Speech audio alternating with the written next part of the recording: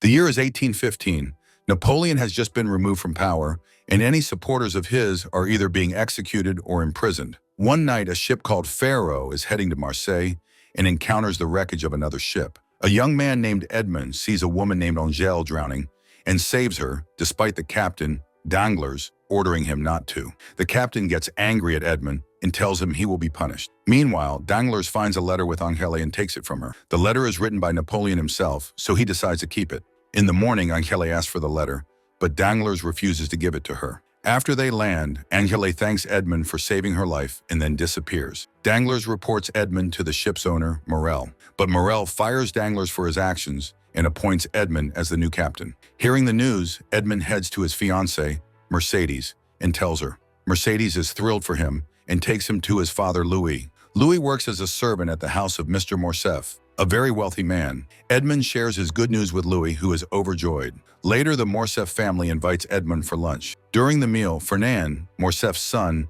praises Edmond for becoming the youngest captain. Then Mercedes joins the table, and it's revealed she is Fernand's cousin. But no one in the family knows that Edmond and Mercedes are in love. Later, Edmond, Mercedes, and Fernand go for a swim in the sea, and Edmond and Mercedes announce their plans to marry. Fernand is taken aback, as he never suspected they were together. As the wedding day approaches, Danglars watches from afar. But just as Edmond and Mercedes are about to say their vows, soldiers enter the church and tell Edmond he is wanted by the government. Fernand, a military officer, tries to stop the arrest, but the soldiers assure him there is nothing to worry about if Edmond is innocent. Later, Edmond is brought to a prosecutor named Gerard, who tells him he is accused because a letter from Napoleon was found in his Bible, a serious offense. Gerard suspects Edmond is being framed and asks if anyone might want to harm him. Edmond mentions his conflict with Danglars, but nothing more. Gerard tells Edmond that he needs proof if Danglars is behind this. Edmond suggests that Chateau, another crew member, would testify for him, and for now, Edmond remains in custody. Soon after, Fernand arrives at the station and interrupts Gerard, who is talking with Chateau and Danglars. Gerard dismisses them and asks Fernand what he thinks of the case. Fernand insists he is sure Edmond is innocent, but he's also worried that any tie to Napoleon, however small, might tarnish his family's reputation. Gerard gives him a choice, to vouch for Edmond or not.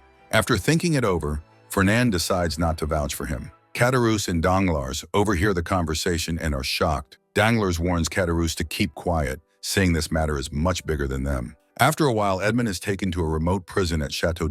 That night, Gerard meets his sister, who turns out to be Angèle, the woman Edmond saved earlier. She tells Gerard to release Edmond, threatening to expose his mistress, Victoria, and their unborn child if he doesn't. In response, Gerard strangles her until she falls unconscious. 4 years later, Edmond sits alone in his prison cell, still held for a crime he didn't commit. One day, his cell neighbor creates a hole in the wall and contacts him. The man introduces himself as Abbé, a descendant of the first Crusaders. Together, they dig a tunnel, determined to escape by finishing what Abbé had started. It takes them nearly 10 years to complete the escape tunnel. Abbé tells Edmond there is a large treasure in a place called Monte Cristo and promises to share half of it if they succeed in escaping. But tragically, just as they finish the tunnel, Abbé is struck by falling rocks and dies. During the next daily check, Abbé doesn't respond, so a guard goes down to check on him. The guard confirms Abbé is dead and places him in a bag for burial. Edmond seizes the opportunity,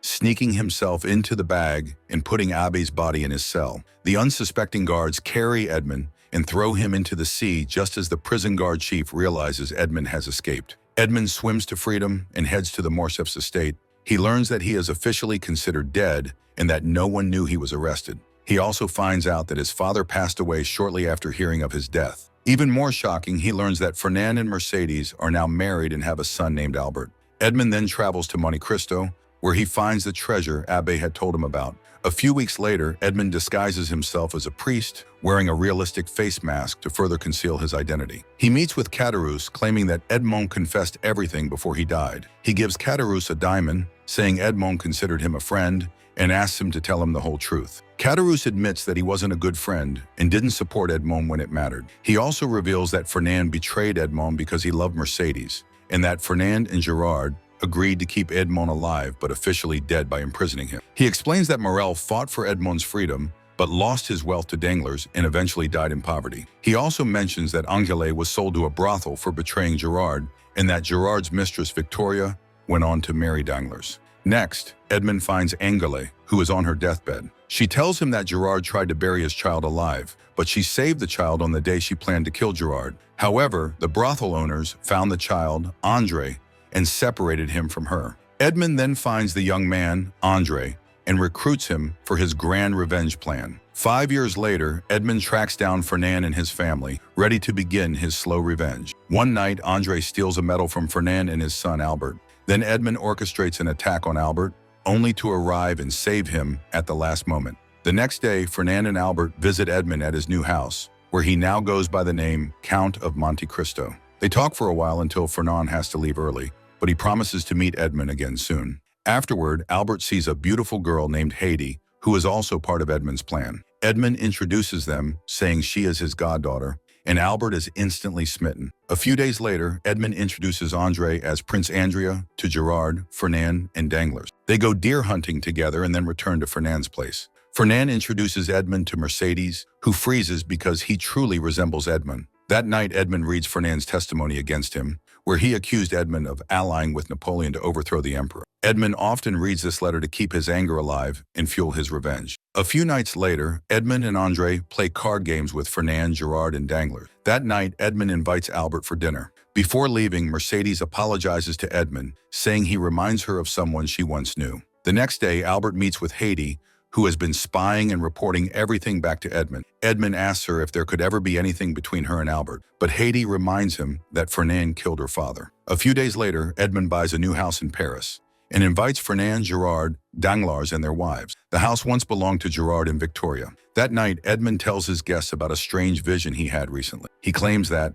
after smoking some weed in the house, he heard the cries of a woman giving birth, followed by a man taking the child away. Victoria becomes visibly disturbed, realizing this story mirrors her own, while Gerard tries to keep his composure. Edmund says he heard the child calling to him for help from the garden, so he dug everywhere until he found a box. Danglers, intrigued, ask what was inside. Edmund suggests they all come to see for themselves, saying he hasn't opened it yet. But when he opens it, the only thing inside is a piece of cloth. That night, Gerard and Victoria go home, with Victoria on the verge of panic because the box held nothing. Gerard promises her that he will uncover who Edmund truly is and how he knows her story. But Edmund is well prepared and has anticipated this reaction. He fabricates a false story, claiming he has a rivalry with a man named Halifax, the owner of a local newspaper. Edmund tells Gerard that he despises Halifax for spreading lies to his advantage through the newspaper. But in reality, Edmund, the master of disguise, is Halifax. He meets with Gerard, pretending to be Halifax,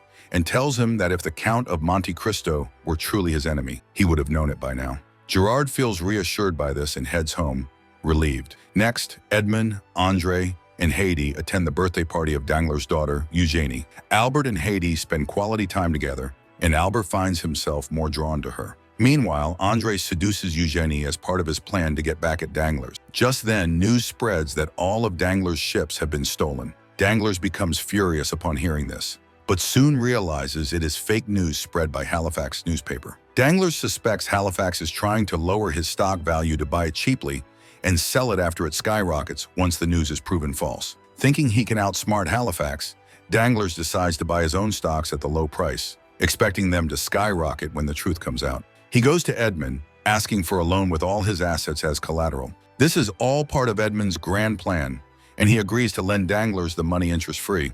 The next day, Danglars sues Halifax for spreading fake news, but Halifax is said to have left the country. Halifax is represented in court by none other than Andre. Andre then asserts that Danglars' ships were indeed stolen, claiming the newspaper's information is accurate. He also reveals that he isn't a prince but the hidden child of Gerard and Victoria. Gerard demands proof of this claim, and Andre explains that Gerard wrapped him in cloth, buried him alive, and told Victoria the child had died. The court is stunned, and Victoria realizes Andre is indeed her son. Gerard storms out of the courtroom, and the judge calls for more time to investigate. Andre later tells Eugenie that they can't continue their relationship because, technically, she is his half-sister through their mother. Next, Danglars asks Edmund for an extension on the loan deadline, as his ships have actually been stolen this time. It turns out Edmund had arranged for Caderousse to gather a crew and steal Danglars' ships. Edmund then tells Danglars that he has taken everything from him except the clothes on his back and orders him to leave Paris without taking his wife Victoria. Edmund then quotes Danglars himself, revealing his identity for the first time. Danglars is stunned and leaves without a word. Then, André confronts Gerard and stabs him in the neck, killing him. As André tries to flee, an officer shoots and kills him. Later, Edmund and Haydée bury André, and Haydée accuses Edmund of teaching André only hatred, which led him to kill his own father. Edmund replies that André disobeyed him, but he loved André like his own son. Afterward, Haydée writes to Albert, telling him not to see her again because she fears Edmund. Upon reading this, Albert rushes to Edmund's place to see Haydée. He begs her to run away with him, but she refuses, urging him to forget her. He then tells her he can't live without her and will kill himself if they can't be together. Finally, she embraces him and agrees to run away with him. But then, Edmund arrives and tells Haydée to tell Albert the truth about her past if she truly wants to be his wife. Haydée then tells Albert that her father's name was Ali and that he was shot in front of her and her mother when she was only 10 years old. The man who shot him was an ally who betrayed her father. Before he died, her father shot the man in the eye. Fernand has one eye missing, which he claims he lost in battle, and Albert realizes that Fernand killed her father. Afterward, Fernand sold Haydée into slavery. Furious, Albert throws his glove at Edmund and storms out. Haydée begs Edmund not to harm Albert, but he tells her that children must sometimes pay for their parents' crimes. That night, Mercedes comes to Edmund's house and tells him she knows he is Edmund. She begs him not to harm Albert, but he refuses to confirm his identity. She admits it was her mistake to marry Fernand, explaining that she couldn't cope with Edmund's absence. He shows her the letter from Fernand and tells her he must take revenge on him. She says he can have his revenge, but pleads that he spare Albert. Edmund promises not to harm Albert, but tells her that he may not live much longer if he gives up on his revenge. The next day, Albert and Edmund face each other in a duel, and Edmund intentionally misses his first shot. The duel is stopped as they both fail to hit each other, and Albert is reunited with Haydée. Mercedes leaves Fernand, and he becomes enraged. He rushes to Edmund's place, and the two engage in a fierce sword fight. After a long, bloody struggle, Edmund wins and holds a dagger to Fernand's neck. He then tells him that he forgives him for his crimes and walks away. A few days later, Edmund writes to Mercedes, telling her he still loves her, but that they can't be together. He says that he is grateful that Haydée and Albert are living the life they couldn't have. He then tells her that he has taken their memories to the sea, where he will sail forever. The movie ends with Edmund sailing on the endless ocean, preparing to travel the world. Thanks for watching. Please like the video and subscribe the Explanation Pro for more upcoming videos.